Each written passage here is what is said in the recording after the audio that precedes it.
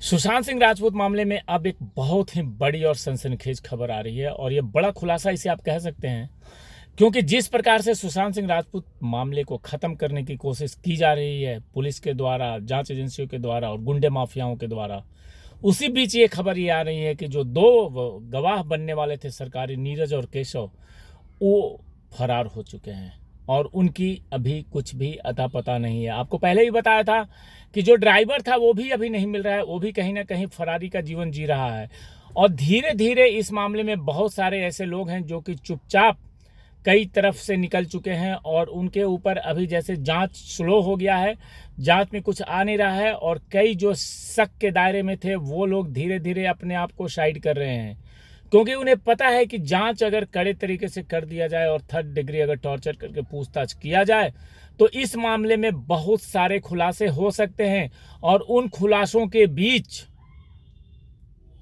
कई लोग बेनकाब हो जाएंगे, कई लोग जेल के अंदर पहुंच जाएंगे और कई लोग फांसी पे चढ़ जाएंगे। परंतु ये मौका देख करके जो इस मामले में गुनहगार हैं, जो साजिश करता हैं, वो कहीं ना कहीं अपने आप को बचाने के लिए लगे हुए हैं और इसी बचाने के प्रयास में वो धीरे धीरे यहाँ से अपना बोरिया बिस्तरा बांध करके चुपके से साइलेंट होकर के किसी पतली जगह पे जा रहे हैं, ताकि जब इनकी ज़रूरत हो और जब इनकी खोजबीन जारी की जाए तो ये मिले ही नहीं। क्योंकि पहले ही जो इनका ड्राइवर था यादव, वो ड्राइवर तो फरार हो ही चुका है और अब नीरज और केशव जो कि मुख्य इसमें भूमिका निभाए हैं, मुख्य लोग हैं, क्योंकि वो लगातार घर में रह रहे थे और उन्हें ये पता था कि घर में कौन आ रहा है, कौन जा रहा है, किससे बात हो रही है, किससे मुलाकात हो रही है, बहुत सारी चीज़ घर के नौकरों को पता होता है। लेकिन वो भी अब गायब हो चुके हैं। और नौकर शब्द मैं इसलिए बोल रहा हूं क्योंकि वो काम करने वाले थे। वैसे मेरे इस शब्द पे कुछ लोगों ने आपत्ति जताई थी कि आप उन्हें नौकर ना बोलें। चलिए, मैं नौकर नहीं बोलता, मैं सहायक बोल सकता हूं, कुक बोल सकता हूं। तो ये वो लोग थे जिन्होंने सुशांत सिंह राजपूत के साथ अपना पूरा जीवन, पूरा समय काटा। लेकिन जब बारी आई, जिसके पैसे के बल पे ये लोग अपना